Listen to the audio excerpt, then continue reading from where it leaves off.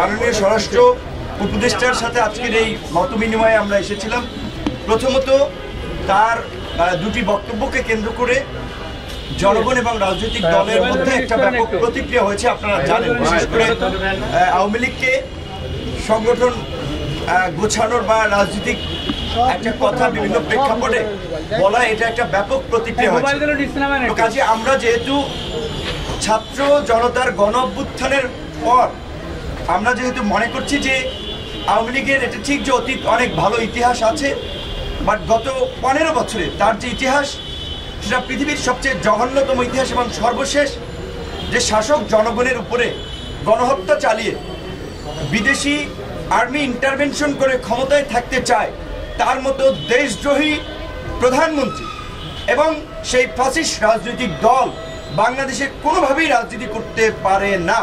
সেই জায়গা থেকে পরিষ্কারভাবেই আওয়ামী লীগকে নিষিদ্ধের দাবিতে এবং প্রধানমন্ত্রীকে দেশে ফিরিয়ে এনে বিচারের মুখোমুখি করার দাবিতে সমগ্র দেশবাসী আন্দোলন করছে, প্রতিবাদ করছে। কাজেই সেই সময় যদি সরকারের পক্ষ থেকে, যেই সরকার জনগণের ম্যান্ডেট নিয়ে জনগণের সমর্থন নিয়ে আমরা যাদেরকে ক্ষমতায় বসিয়েছি, তারা যদি জনমতের বিপরীত কথা বলেন তাহলে একটা প্রতিক্রিয়া তৈরি হয়। আজকে এই বিষয়টা আমরা তার কাছে জানতে চেয়েছি আসলে কি এবং বর্তমান প্রেক্ষাপটে তিনি পরিস্থিতিকে কিভাবে দেখছেন, আমাদের কাছ থেকে কি সহযোগিতা চান এবং আমরা কি চাই তার কাছে। সেখানে তিনি পরিষ্কারই বলেছেন যে আসলে তার বক্তব্য হয়তো মিসকোট হতে পারে কিংবা বিকৃতভাবে প্রচার হতে পারে, কিন্তু তিনি নিজেও একজন এই জালিম সরকারের দ্বারা ভুক্তভোগী হিসেবে আমাদের কাছে উপস্থাপন করছেন যে আপনি সেনা একজন উচ্চপদস্থ কর্মকর্তা, অনেক দিন সেনা অনুষ্ঠানে দাওয়াত পান না, রাষ্ট্রীয় অনুষ্ঠানে দাওয়াত পান না। কাজেই তারা অবশ্যই এই যে গণহত্যা চালিয়েছে যে ঘাতকরা, তাদের বিচার চান এবং গণহত্যাকারীদের দৃষ্টান্তমূলক শাস্তির মাধ্যমে বাংলাদেশে যেন আর কেউ এই দুঃসাহস দেখাতে না পারে সেটি তারা নিশ্চিত করতে চান। এই একটা কনসার্নের জায়গা। পাশাপাশি বর্তমান পরিস্থিতিতে ল অ্যান্ড অর্ডার স্বাভাবিক করার জন্য বিশেষ করে পুলিশি ব্যবস্থা ফাংশন করাটা খুবই জরুরি।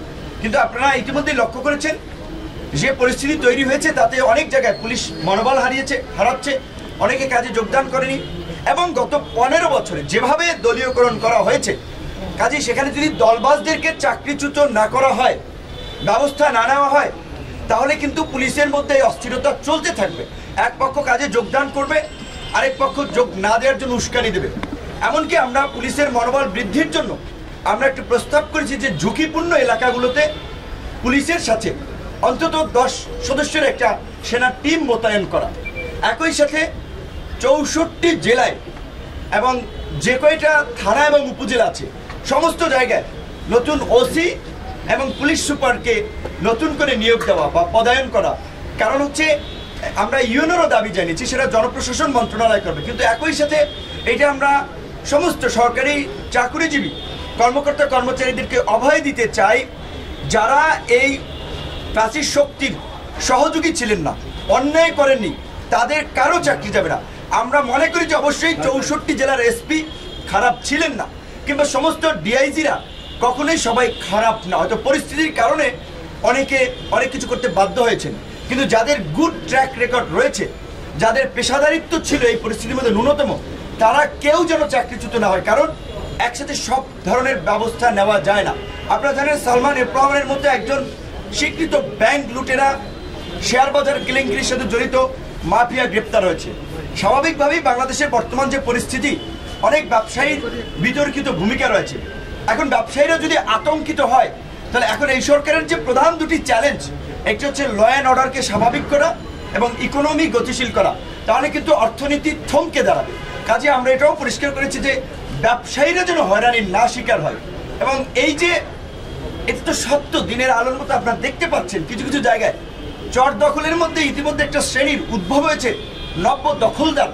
পত্রিকা অফিস দখল করছে, টিভি চ্যানেল দখল করছে, মানুষের মিল ফ্যাক্টরি দখল করছে।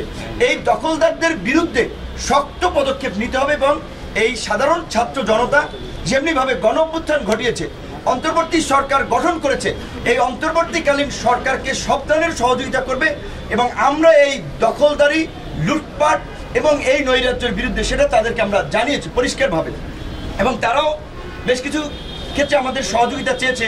বিশেষ করে এই যে 15ই আগস্ট কেন্দ্রিক আপনারা জানেন যে একটা নৈরাজ্য তৈরির যে এই যে পলাতক প্রধানমন্ত্রী যে ইনস্ট্রাকশন দিচ্ছেন তার নেতাকর্মীদের মনোবল চাঙ্গা করার জন্য, আমরা বলেছি দেশের মধ্যে ওবায়দুল কাদের সহ আরও যারা এই গণহত্যায় জড়িত তারা দেশের মধ্যে ঘাপটি মেরে আছে এবং গোপালগঞ্জে দেখেছি আমরা তারা আস্ফালন ছেড়েছে। অনতিবিলম্বে তাদেরকে খুঁজে খুঁজে গ্রেপ্তার করা এবং ছাত্রলীগ যুবলীগের সন্ত্রাসীদেরকে ওবায়দুল কাদের নিজেই লেলিয়ে দিয়েছেন। কাজে এখন তাকে গ্রেপ্তার করা একটা প্রধান একটা বিষয় হয়ে দাঁড়িয়েছে। তাকে গ্রেপ্তার করলে অনেক কিছু বের হয়ে আসবে। পাশাপাশি ছাত্রলীগ যুবলীগ যেহেতু এই আন্দোলনে ভায়োলেন্স করেছে, সরাসরি গুলি চালিয়েছে এবং ষষ্ঠ উপদেষ্টা মহোদয় নিজেই বলেছেন তিনি আপনার 7.6 mm গুলি তিনি বিডিআর সদস্যের এই আপনার সিনাতে দেখেছেন। তো কাজে এই যে চিহ্নিত অস্ত্রধারী সন্ত্রাসীদেরকে অনতিবিলম্বে গ্রেপ্তার করা, সকল ধরনের অবৈধ এবং বৈধ অস্ত্র জমা নেওয়া এবং এই সন্ত্রাসী কর্মকাণ্ডের জন্য রাজনৈতিক দলকে নিষিদ্ধ, সেটা নির্বাহী আদেশ কিংবা আপনার নির্বাচন কমিশন অনেক নিয়ম নীতির মধ্যে দিয়ে হবে, কিন্তু ছাত্রলীগ যুবলীগকে সন্ত্রাসী সংগঠন হিসেবে চিহ্নিত করে স্বরাষ্ট্র মন্ত্রণালয় প্রজ্ঞাপন দিতে পারে, আমরা তার কাছে সেটি দাবি জানিয়েছি। পাশাপাশি তিনি আমাদের কাছে অনুরোধ জানিয়েছেন, আহ্বান জানিয়েছেন, দেশবাসীর প্রতি আহ্বান জানিয়েছেন আমাদের মাধ্যমে ল অ্যান্ড অর্ডারকে স্বাভাবিক করতে পুলিশ প্রশাসনকে সব ধরনের সহযোগিতা করতে। কোথাও যদি কোনো চিহ্নিত সন্ত্রাসী নৈরাজ্যকারী কোনো অবস্থান করে থাকে আমাদেরকে তথ্য দেবেন। তার ব্যক্তিগত নাম্বার, তার কর্মকর্তাদের নাম্বার আমাদেরকে দিয়ে দিয়েছে, তারা পরিষ্কারভাবেই বলে দিয়েছে আমরা তাদের তথ্য দেওয়া মাত্রই তাদের বিরুদ্ধে পদক্ষেপ নেওয়া হবে। সর্বশেষ যেই কথা, এই যে একটা সরকার গঠিত হয়েছে, এখনও আমাদের অনেক ঝুঁকি রয়েছে, আশঙ্কা রয়েছে। কাজে আগামীকালকে থেকে ইতিমধ্যে বিভিন্ন রাজনৈতিক দল, ছাত্র জনতা সবাই আওয়ামী লীগকে নিষিদ্ধ করা সহ বিভিন্ন দাবিতে রাজপথে নামছেন। আন্দোলনকারী দল যারা বিপ্লবী ছিলেন, বিপ্লবীদের দ্বারা কোথাও যেন কোনো বিন্দুমাত্র শৃঙ্খলার ঘাটতি না হয়, কোনো কেউ ভায়োলেন্স তৈরি করতে চাইলে যথাসময়ে পুলিশ এবং সেনাবাহিনীর সহযোগিতা নিয়ে তাদেরকে যেন আটক করার ক্ষেত্রে সবাই সহযোগিতা করে, তারা সেটি আহ্বান জানিয়েছেন। কারণ আমরা স্বাধীনতা অর্জন করেছি, এখন শান্তিপূর্ণভাবে দেশকে শান্তির পথে পরিচালিত করা আমাদের দায়িত্ব, সরকারের দায়িত্ব। এই সরকারের রাষ্ট্র পরিচালনায় অনেকের অভিজ্ঞতা নাই, কাজে আমরা যদি সহযোগিতা না করি, সেই সহযোগিতা ছাড়া তারা কিন্তু সাকসেস হবে না। তাই সাংবাদিক, বিশেষ করে গণমাধ্যমকে প্রকৃত অর্থে ফোর্থ স্টেট হিসেবে রোল প্লে করার আমি মনে করি সময় এসেছে। আপনাদের অবাধ স্বাধীনতা রয়েছে, কোথাও কোনো বিশৃঙ্খলা নৈরাজ্য দেখা মাত্র আপনারা গণমাধ্যমে তুলে আনেন এবং আপনারাও আপনাদের জায়গা থেকে সরকারের কাছেও আপনারাও এই বিষয়গুলো নিয়ে কথা বলেন। আমরা নাগরিক সমাজ রাজনৈতিক দলের পক্ষ থেকে আমাদের অবস্থানগুলো জানাচ্ছি, আমরা সব ধরনের সহযোগিতা করব। সবাইকে শান্তিপূর্ণভাবে কর্মসূচি পালনের আহ্বান জানিয়ে আওয়ামী লীগের প্রতি, ছাত্রলীগ যুবলীগের প্রতি যারা দেশে আছেন তাদের প্রতি একটা আহ্বান রাখতে চাই যে আমরা আপনাদেরকে গত 4-5 বছর ধরে বলছিলাম যে শেখ হাসিনা পালিয়ে যাবে, ওবায়দুল কাদের, সালমানের প্রমাণ্ড হয়তো আফগানিস্তানের মতো প্লেনের চাকা ধরে পালাতে পারবে, আপনাদেরকে এই দেশে থাকতে হবে। কাজেই আপনারা এমন কিছু করেন না ক্ষমতার পট পরিবর্তন হলে জনরোষে আপনাদের অবস্থা খারাপ হয়। আপনারা কথা শোনেন নাই, আপনারা এমন কর্মকাণ্ড করেছেন, এখন জনগণ আপনাদেরকে পাইলে কি করবে আল্লাহ মাহবুদ জানে। তো সেই জায়গা থেকে আপনারা এইটুকু বলবো, আপনাদের প্রধান নেত্রী পালিয়ে গিয়েছেন, আপনাদের কারো কথা ভাবেন নাই। প্রধান সেই নেত্রীর ছেলে তিনি বলেছেন যে তিনি কোনো পার্টির কথা, দলের কথা ভাবছেন না, তিনি তার মা, তার পরিবারের কথা ভাবছেন। কাজেই আপনারা যদি কারো উস্কানিতে রাস্তায় নেমে কোনো ধরনের নৈরাজ্য এবং বিশৃঙ্খলা করেন, শেখ হাসিনা তো পালাতে পারছে, আপনারা কিন্তু পালাতে পারবেন না। একদিকে আইন শৃঙ্খলা বাহিনী, একদিকে সেনাবাহিনী, একদিকে আমরা জনগণ, বিপ্লবী ছাত্র জনতা। কাজেই কোনো ধরনের নৈরাজ্য করার দুঃসাহস আপনারা দেখাবেন না। আমরা চাই যারা আছেন ক্ষমা চেয়ে আপনারা ভালো হয়ে যান, শান্তিপূর্ণভাবে দেশে থাকেন। কোনো ধরনের বিশৃঙ্খলা করা থাকলে বিপ্লবী ছাত্র জনতা এবং সরকার মিলে আপনাদের বিরুদ্ধে ব্যবস্থা নেবে। আপনাদেরকে হুঁশিয়ার এবং সাবধান করে দিতে চাই।